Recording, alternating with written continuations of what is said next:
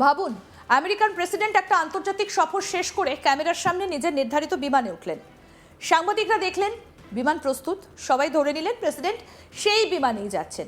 বিমান উড়েও গেল, কিন্তু আসল ঘটনা, প্রেসিডেন্ট তখন আর সেই বিমানে নেই।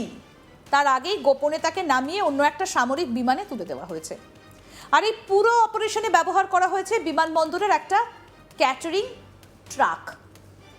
আরও অবাক করার মতো বিষয় হলো, প্রেসিডেন্টের সঙ্গে থাকা সাংবাদিকদের একটা বড় অংশও জানতেন না যে তাদের সঙ্গে প্রেসিডেন্ট নেই।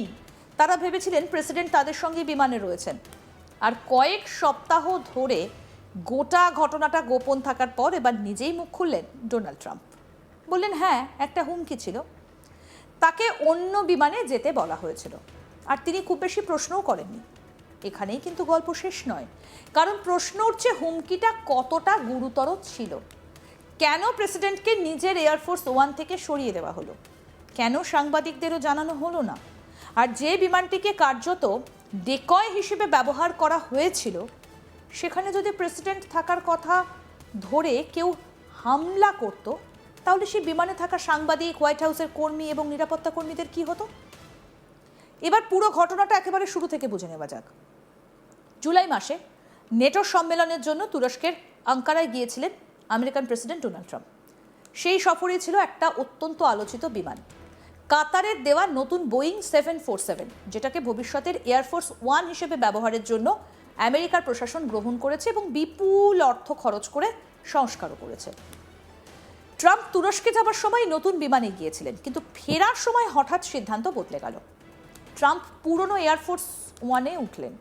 তখন প্রকাশ্যে বলা হয়েছিল ব্রিটেনের র্যাফ মিডলহর্ন ঘাঁটিতে নতুন বিমানটা থামবে, যাতে সেখানে থাকা আমেরিকার সেনারা বিমানটা দেখতে পারেন। ট্রাম্পও সেই ব্যাখ্যাই দিলেন। কিন্তু তখনও একটা অস্বস্তিকর প্রশ্ন তৈরি হয়েছিল, কেন এত হঠাৎ বিমান বদল, বিশেষ করে যখন আমেরিকা এবং ইরানের মধ্যে সামরিক উত্তেজনা তীব্র, আর তুরস্কের সঙ্গে ইরানের সীমান্তও রয়েছে। এখন সেই রহস্যের একটা বড় অংশ সামনে এসেছে। রয়টার্সের সাম্প্রতিক প্রতিবেদনে ট্রাম্প নিজেই জানিয়েছেন সিক্রেট সার্ভিস এবং সামরিক কর্তৃপক্ষ তাকে অন্য বিমানে যেতে বলেছিল। তার কথায় তিনি খুব বেশি প্রশ্ন করেননি। তার বক্তব্য অনুযায়ী একটা হুমকি ছিল। এমনকি তিনি বলেছেন তিনি যে বিমানে শেষ পর্যন্ত গিয়েছিলেন সেটা হয়তো আরও বেশি ঝুঁকির মধ্যে ছিল, কারণ হামলাকারীরা সম্ভবত সেটাকেই লক্ষ্য করত। ট্রাম্প বলছেন, আমার কাছে গোপন খবর ছিল, অর্থাৎ তার নিরাপত্তা সংক্রান্ত এমন কোনো তথ্য নিরাপত্তা সংস্থার কাছে ছিল যার ভিত্তিতে প্রেসিডেন্টের চলাচলের পরিকল্পনা বদলে দেওয়া হয়। কিন্তু সেই তথ্য কি? হুমকি কোথা থেকে? নির্দিষ্ট করে কাকে সন্দেহ করা হয়েছিল? হামলার সম্ভাব্য পদ্ধতি কী ছিল? এগুলোর কোনোটাই প্রকাশ করা হয়নি। তবে আমেরিকার সংবাদ মাধ্যমের রিপোর্ট অনুযায়ী হুমকিটা ইরানের সঙ্গে সম্পর্কিত ছিল এবং সেটাকে ক্রেডিবল থ্রেট হিসেবে দেখা হয়েছিল।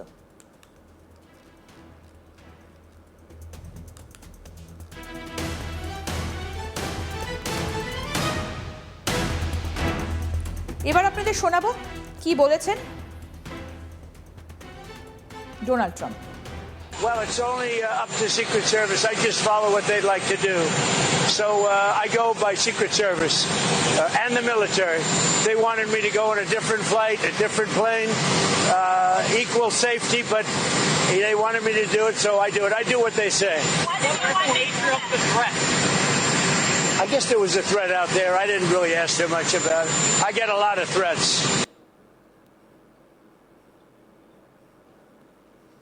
আর এখানেই সব থেকে বড় প্রশ্ন, যদি হুমকিটা এতটাই গুরুতর হয় তাহলে কেন পুরো অপারেশনটা এমনভাবে করা হলো যেখানে সাংবাদিকরা এবং কিছু সরকারি কর্মী অজান্তেই ডেকয় বিমানে থেকে গেলেন? ঘটনার বর্ণনা শুনলে সিনেমার দৃশ্য মনে হতে পারে। আঙ্কারা বিমানবন্দরে ট্রাম্প পুরনো এয়ারফোর্স ওয়ানে উঠেছেন, ক্যামেরা তাকে দেখেছে, সব কিছু স্বাভাবিক। কিন্তু এরপর তিনি নাকি গোপনে বিমান থেকে বেরিয়ে যান একটা কেটারিং ভেহিকলের মাধ্যমে। সেই গাড়ির সাহায্যে তাকে রানওয়ের অন্য প্রান্তে থাকা একটা ছোট আমেরিকার সামরিক বিমানে নিয়ে যাওয়া হয়। সেটা ছিল C-32A ধরনের বিমান। এবং এরপর যেটা হয়, এরপর সেই বিমানেই তিনি ব্রিটেনের দিকে রওনা দেন। অন্যদিকে পুরনো এয়ারফোর্স ওয়ানও নির্ধারিত সময়ের কাছাকাছি উড়ে যায় যাতে বাইরের পর্যবেক্ষকদের কাছে মনে হয় প্রেসিডেন্ট বিমানেই আছেন।